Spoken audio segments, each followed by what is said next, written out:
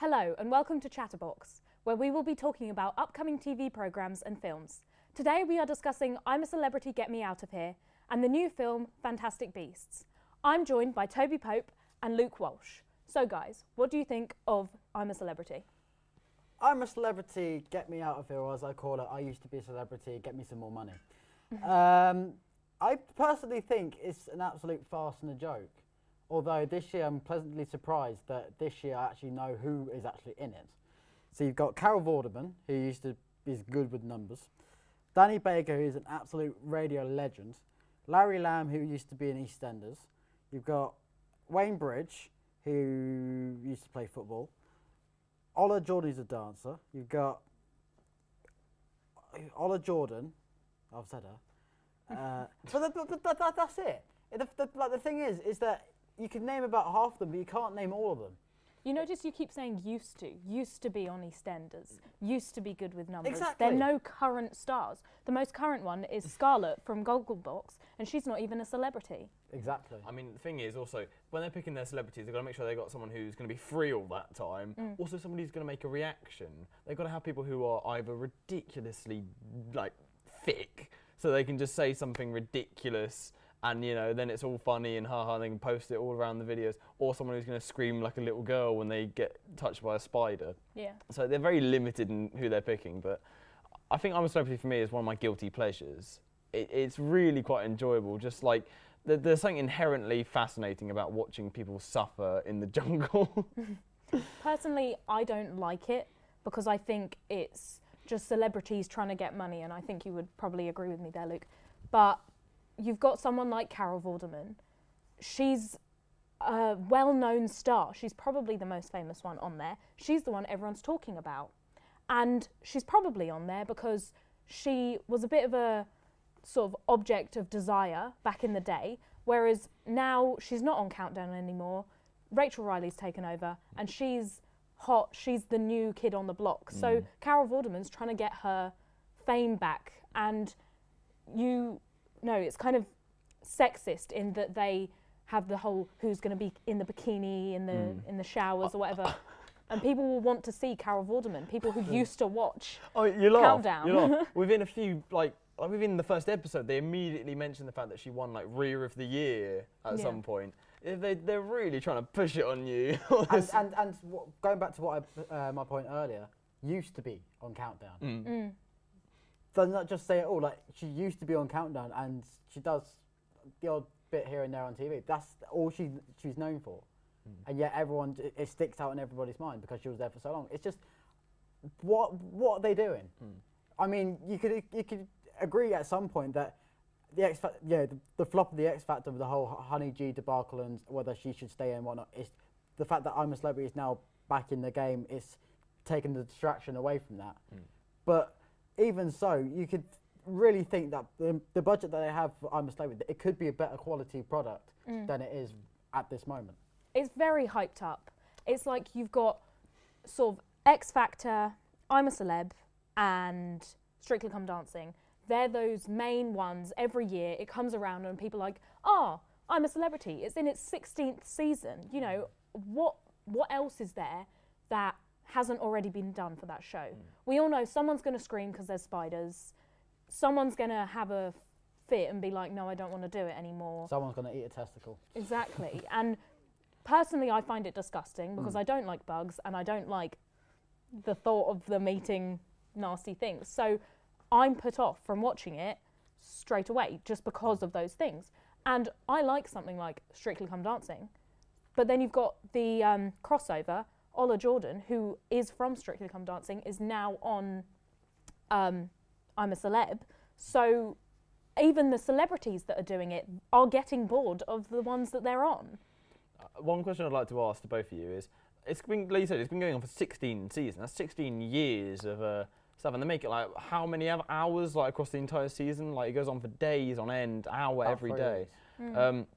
It's impressive but ridiculous. But the question I was going to ask is, do you watch some of the trials in the newer season, like the Bush Tucker trials, and do you get excited by them? Do you find them fascinating, interesting? Luke? Boring? Yeah. It's just, I've seen it all before. I mean, the eating challenges, the cyclone one where they go up with a big massive fan and the whatnot. I've seen it about 1 million times. I would definitely agree. It's not interesting anymore. And to be honest with you, with Strictly Come Dancing, you know what you're getting. With I'm a Celebrity, it's just cliche after cliche after, oh, let's eat a testicle. Oh, let's eat a spider. It's just, why bother? Thank you, Luke.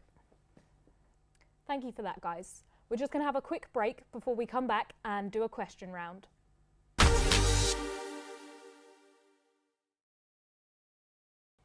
Hi, I'm Emily. Welcome back to Chatterbox. I'm here with Toby Pope and Luke Walsh. We're going to do a quick question round. So, Toby, which football team did Wayne Bridge play for? Now, I know a lot about football, a lot. I'm an avid fan of the sports.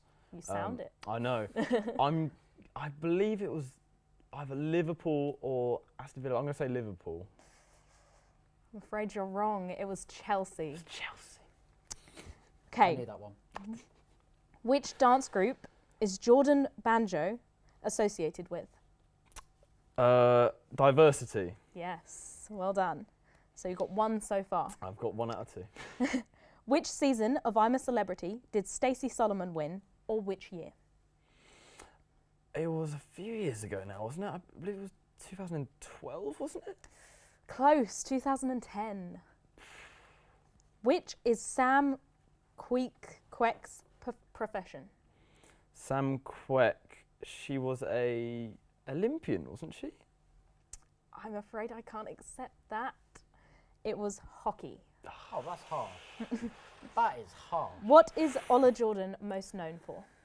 I'm going to guess it's probably not. Being on Strictly Come Dancing? Correct. Brilliant. You've got 3 out of 5 there. So you've got 3 out of 5 to beat. Come on then. Okay, are you ready? Game on. All right. Who was the winner of I'm a Celebrity in 2015? That would be my nan. Vicky Patterson. Yeah, her. What was the food challenge Carol Vorderman could not complete? Oh, I don't know. She couldn't eat a kangaroo's testicle. Live scorpion, I'm afraid. Okay, Because go that's on. what you want for dinner. Go on. What year was the first I'm a Celebrity broadcasted? 2002. Correct. Pooyakasha! Yes, so you got 1 so far. How many times has Katie Price gone into the I'm a Celebrity jungle? Twice. Yeah, well done. Which celeb famously fainted during a Bush Tucker trial in 2010? Aggie McKenzie. You're wrong, it was Gillian McKee. Oh, I said the other one! So that Oh, means for crying out Toby loud. has won our question round. I feel like I earned it. Definitely. I got Carol Vorderman, you got Wayne Bridge. Unbelievable. That's just a fix. We'll be back after this where we'll be discussing fantastic beasts and where to find them.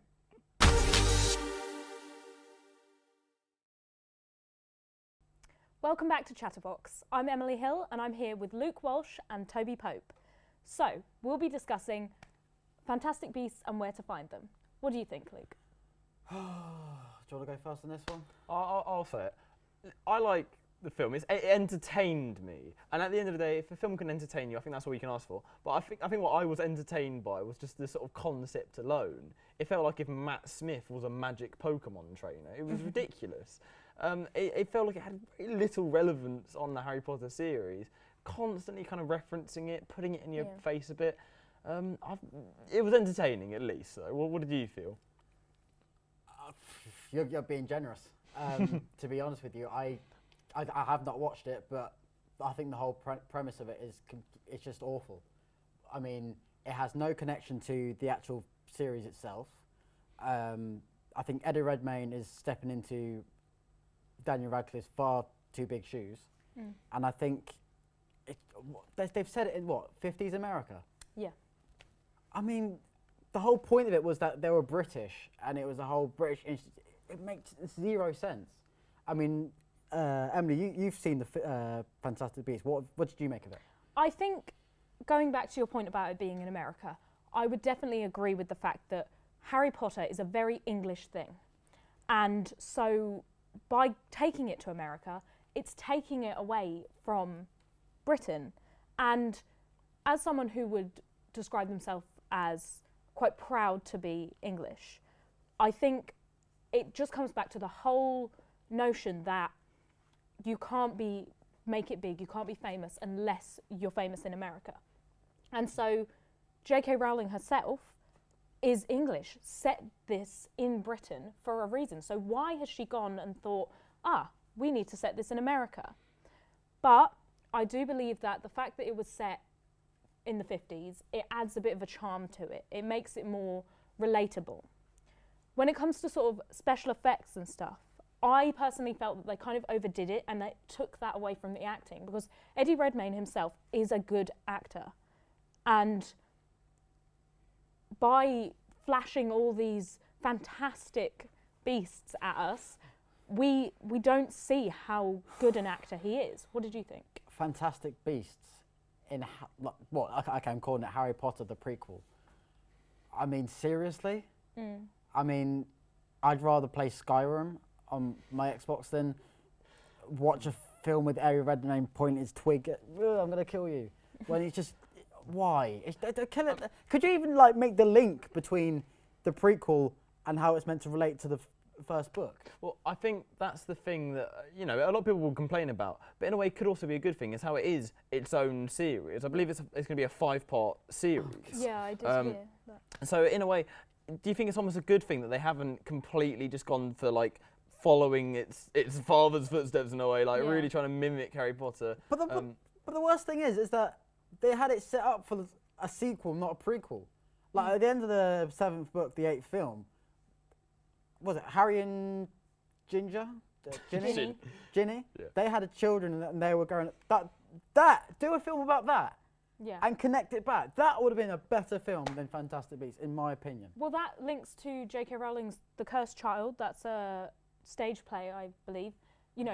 She's kind of going into everything now. She's got books out, she's got films, she's a screenwriter now, and a playwright. She's conquered it all. The thing I found interesting, and spoiler alert, Johnny Depp just turns up for 30 seconds at the end. That was something I was not expecting. So it was almost... Okay, I'll give you that. Yeah, it was almost like they thought, we can only afford 30 seconds, but we'll get him in anyway, because that way you've seen him. It's like Daniel Craig in Star Wars 7. Yeah. It's like, that's worth it. To tap into the casting a bit, what about the character of, I think it's Jacob Skowalski? Yes. I felt his character was actually quite interesting in that most, like we've talked about how most kind of these characters in these sort of films are these pretty skinny white, pretty boys who are all a bit quirky and have their own sort of fascinating little things. But the character of Jacob Skowalski is immediately brought on, and he's sort of a bit chubby, a bit kind of clueless, a bit sort of, he's a bit of a doofus, and you immediately think he's going to be a throwaway character that's used for a joke. But then he keeps going, and you sort of grow attached to him.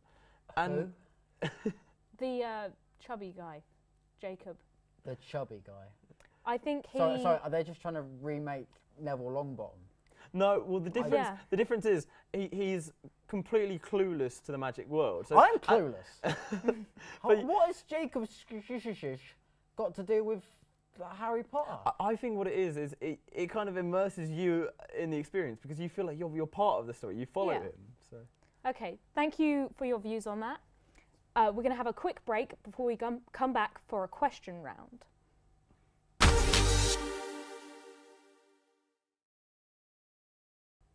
Welcome back to Chatterbox. We're now going to have some questions about Fantastic Beasts and where to find them. So at the moment, Toby's one up on Luke. Yeah, that's a so fix. Go on. We've try and get back in the running. All right, so we'll start with Toby. What is a basilisk? Basilisk is the giant snake in the second film, isn't it? I'll give it to you. It's a green serpent. Ah, well. Who was the director of Fantastic Beasts? The director was that... I mean, I know the writer was J.K. Rowling. I don't suppose she was also the director? No, it was David Yates. Who was the leading male actor? Eddie Redmayne. Yes. Who did Colin Farrell play as? The name. He was the sort of inspector guy who was going around. I can't tell you his name though, unfortunately. Percival Graves. Right. What house does Newt Scamander belong to? I'm going to guess Gryffindor. Hufflepuff. He's friendly. He's going to be a Hufflepuff. So you managed to get 2 out of 5. Brilliant. Right, Toby. I stand a chance. Okay. Come on. You Come haven't on, watched Luke. the film. Come on. You can do Come this, on. Luke. All right. Are you ready? Yes. All right. Where are you most likely to find a gnome? In a garden. Correct. Yes. Come on. Sirens, Selkies, and Merrows are better known as Little Mix. mer people. Obviously. Oh, yeah. The centaur has the head, torso, and arms of a human and the body of. Oh. I know this. Bull. No, it's a horse. I knew the. The chimera has a goat's body, a dragon's tail, and the head of A serpent. I don't know. a lion, I'm afraid. How was I meant to get that one? Where are the nifflers from? Sorry, can you repeat the question, please? Where are the nifflers from? The Nifflers. Nifflers.